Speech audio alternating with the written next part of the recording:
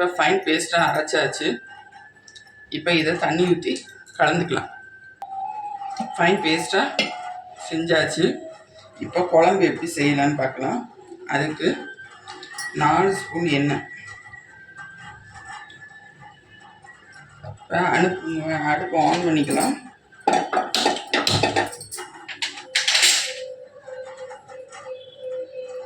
எண்ணெய் சூடாகட்டும். இப்போ கடுகு உளுந்த பருப்பு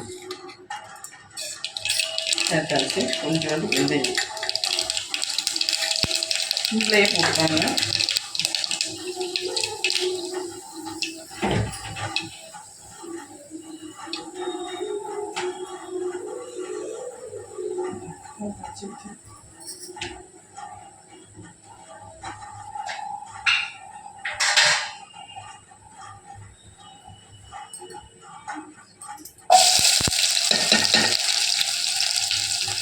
வெங்காயம் ஒரு 4-5 வெங்காயத்தை ரவுண்டாக கட் பண்ணி வச்சுக்கேன், அதை சேர்த்துடலாம். இப்போ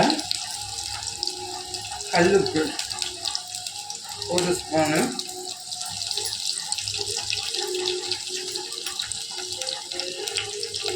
காரத்துக்கு தக்கபடி வரமிளகாய் தூள் போட்டுக்கோங்க. இல்லை வரமிளகாவை வறுத்ததோடு சேர்த்து கூட போட்டுக்கோங்க.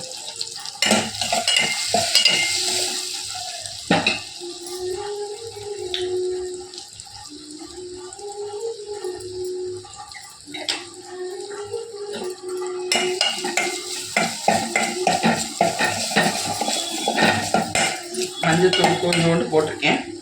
இப்போ நம்ம வெண்டைக்காவை சேர்த்தோம்.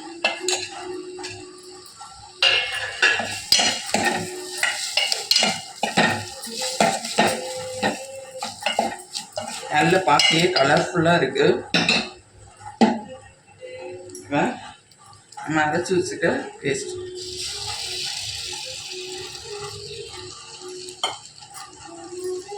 இதையும் சேர்த்து வதக்கிட்டு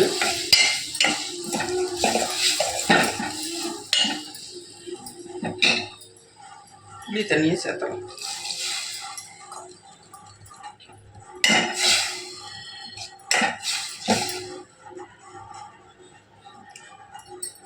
இப்போ வேணுங்கிற அளவுக்கு தண்ணியை ஊற்றிட்டு வெண்டைக்காவை வேகட்டும்.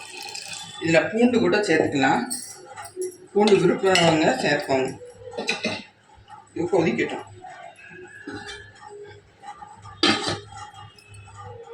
கொதிக்க ஆரம்பிச்சிருச்சு. இந்த நேரம் தனியாக தூள் போட்டுருக்கேன். நான் 2 டீஸ்பூன் போட்டிருக்கேன். வறுத்து கூட போடலாம்.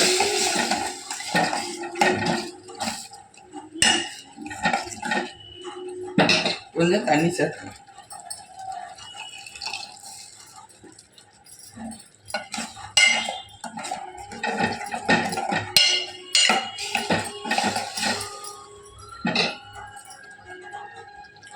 நல்லா கொதிக்கிறதுக்கு தெரியுது. நல்லா வெண்டைக்காய் வேகட்டும். நல்லா கொதிச்சுது. நல்லா கிண்டி விட்டுக்கோங்க. இல்லைன்னா அடிப்பிச்சுட்டோம்.